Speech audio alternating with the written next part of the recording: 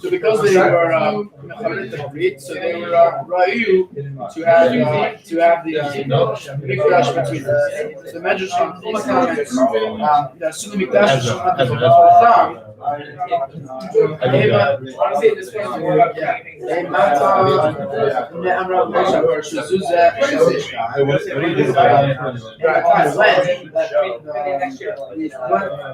when we said this Parshat,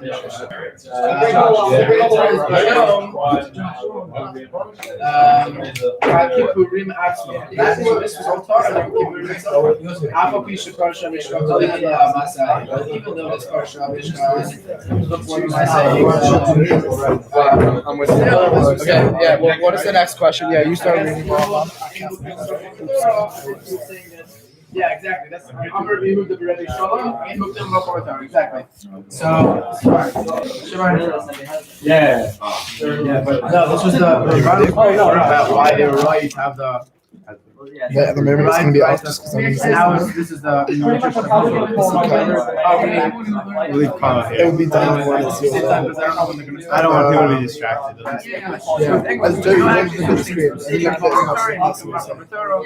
And that's why it happened. This happened before. This happened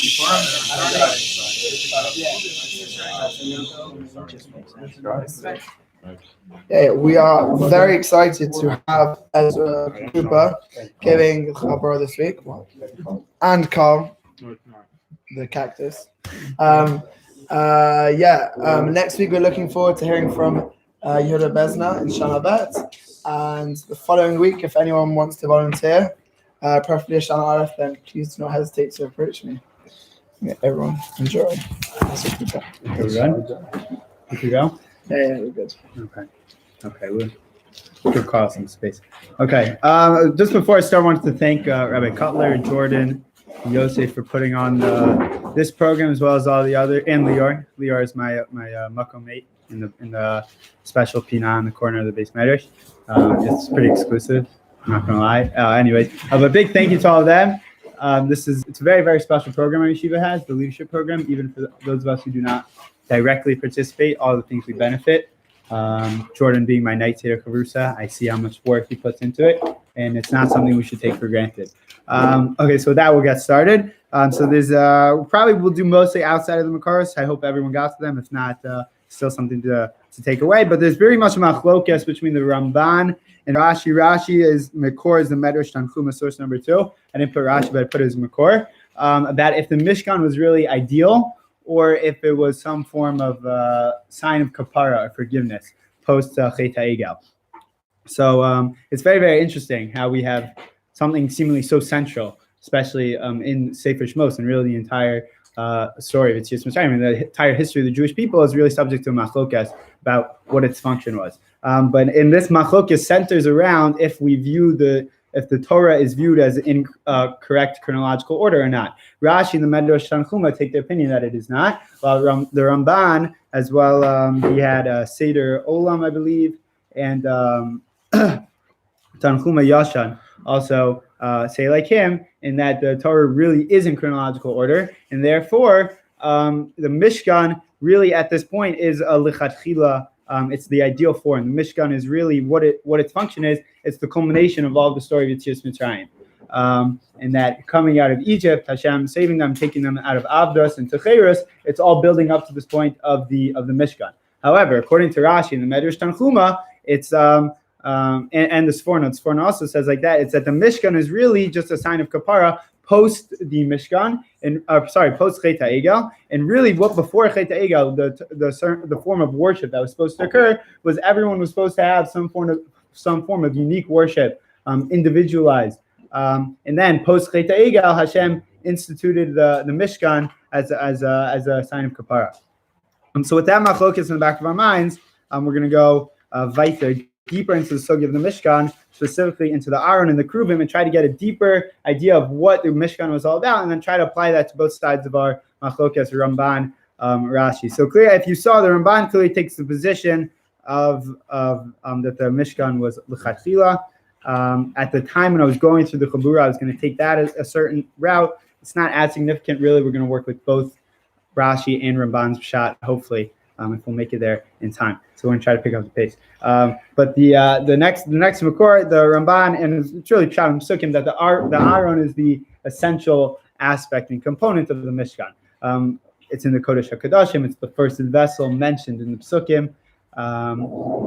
It's where the Luchot were. It's where the Eidos was, the Torah that Moshe wrote. It's where Hashem communicated with Moshe. It's clearly very significant. But the question is like, what is that trying to? What's the message of the Aron? What's so central about it? Aside from the fact, yes, we understand that that's where Hashem communicated with Moshe, and as important as that is, but like, what does that really mean? Like, what's so vital and what's so central about the Aron?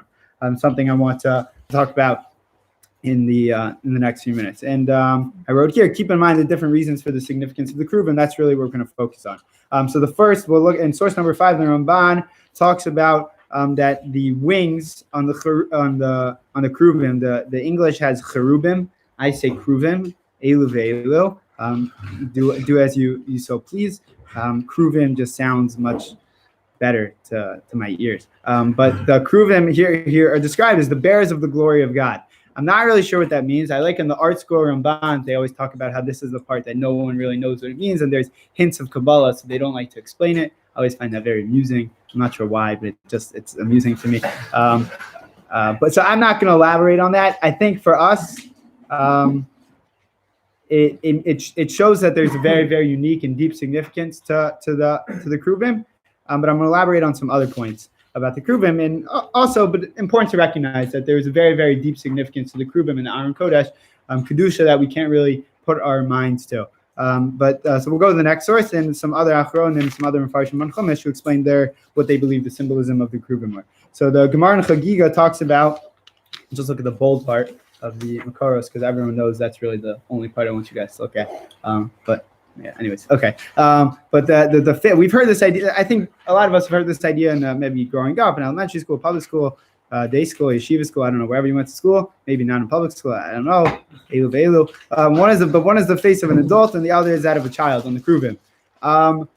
So keep that in mind as we talk about the symbolism of the Kruvim. That's an important idea, that the face of an adult where you'll see later, we call that a father and a child.